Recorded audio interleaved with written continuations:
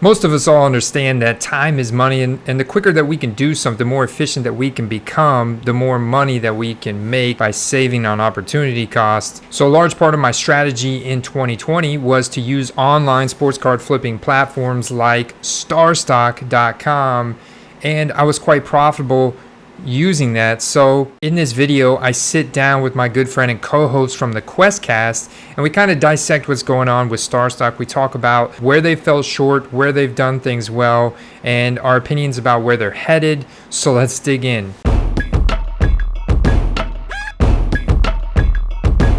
What's going on at StarStock right now? First thing, I feel really bad for you, right? You've got a huge portfolio over there just caught up in the mush, right? We don't know exactly what all's happened. There was an interview that Scott at StarStock did with Sports Card Anonymous. Andy, you've made money on StarStock. I've made money on StarStock, but you've tried to warn not only StarStock but everyone that watch your channel that they started doing some things that weren't smart, and they missed out to me on a huge opportunity on being something really special. Yeah, I do, man. I think that they could have evolved their marketplace more. They could have sought out collaborations. We look at comc.com, which I think they took a lot of inspiration from in their business model, and an online sports card marketplace that allows you to buy a sports card and instantaneously turn around and sell it without ever having to take physical possession. But where StarStock significantly deviated and did differently to try and lower their overhead, which albeit was smart at first because they were able to accept cards for zero submission fee, right? They were able submission fee, yeah, no submission fee, and half of the transaction fee that COMC was charging. But I think that initial hype wore off, and a lot of hobbyists really wanted to see the actual card behind their arbitrary grading system. Like, show us the actual picture of the card. And when they didn't do that, COMC does that. They show you the actual scan front and back of every single card. StarStock didn't do that, and that was a big negative, in my opinion, that took a lot of traffic away from them. And then also about a third to a half of COMC's sales come from eBay buyers. They've got an API to where their buy it nows are pushed over to eBay, and you can buy cards from COMC through eBay. And we know eBay is the biggest marketplace. They have millions more users and more traffic than StarStock and COMC. So they have that functionality on COMC as well. StarStock never obtained, whether it was due to financial reasons or whether it was just due to software code type of complications. So I think those are the two biggest factors that really held StarStock back, and ultimately they find themselves in this situation they're in now, where I don't know, from the interview. I mean, we both watched the same interview. Shout out to Sports Card Anonymous over there for doing the interview with Scott. It looks like they're saying they're going into like an NFT type of space, purely digital. And that's unfortunate, man, because it was a really cool platform. I love the focus that they placed on the premium cards, the rookie cards, and I thought they did do some stuff well. And yeah, I do still have about like $2,500 in cards on that website. Over 1,200 football cards on that on their platform. So not 100% sure what to do with them right at this moment. However, I guarantee you a ton of people are trying to withdraw their cards. Is there a backlog on shipping? What does that look like? Yeah, there's a backlog on shipping for sure. And their money. So that's what I'm not going to do right now. Yeah. We'll kind of, we'll see. We'll play it by ear. Yeah.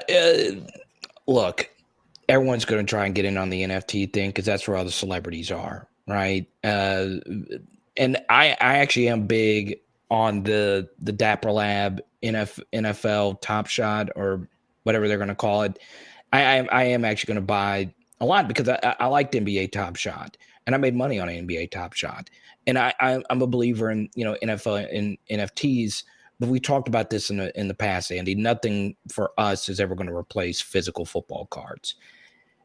I think StarStock had an excellent idea, and I loved the way hobbyists, people that have been in the industry for a while, they liked it. They liked Scott's ambition. They liked everything that they were doing. And in fact, I was getting ready to put a large StarStock submission in, but some of my cards got damaged, and I just decided not to do it. And there's just so much of it that, the first thing, there was, a card market crash that really affected them. And then when you're ingesting over 1.5 million cards, and you could buy StarStock Bs and Cs for 10 cents, the business model did get a little crazy. So I think that for me, the first takeaway to defend them is it's hard to make big money in sports cards, just in general, because you're capable to market swings, you're capable of scarcity, you're capable, you're open to people's interest changing over time. It could be very volatile, right? So whenever you walk into a local card shop, I always try and support them and get some top loaders or a card or whatever, because it's hard. It's really hard to, make card flipping and sports cards a full-time job. That's why, you and I, we aren't doing that right now with our lives yet. Hopefully one day we can, but it's hard. It's really, really hard what they were trying to do. And, they had Kevin Durant, they had Matthew Dellavedova, you got Steve Aoki doing, breaks with you on IG Live. All that stuff's really cool. But man, I just wish it would have worked. I love the way it looked. I love the marketing. I love the, accept it now, buyer now. The user interface looked great, but not seeing the actual cards and all that really, kind of turned me off. It just did. That's why I never really submitted. And I feel sort of bad for them, but at the same time, I felt that they were trying to do something that their initial movement or their initial, I think they were trying to pivot too quick. I think they could have replaced ComC. I think they could have really been something special. But, once again, it's just hard to compete with eBay. It's hard to compete, with Twitter and Instagram, where a lot of sales are happening now. It's really hard, and I hate it. Andy, I know you really wanted it to work because it was just sports cards. It was a lot of fun. But also, StarStock essentially was NFTs, right? Because you never actually saw the card. You were just basically exchanging, cards while not actually holding the cards. Yeah, very true, man. And they did a lot of great things, man. They added in player indexes, and they had the player's performance right on their tab and all their cards, and they put the prisms and stuff right at the top, man. And they have a wonderful sales history tool. Oh, with yeah. with an interactive chart. And the collection tools were phenomenal. So I really enjoyed the graphic user interface and everything. It's just a few things missing, like the actual pictures of the cards and finding some way to generate traffic. And ComC did that with a partnership with eBay.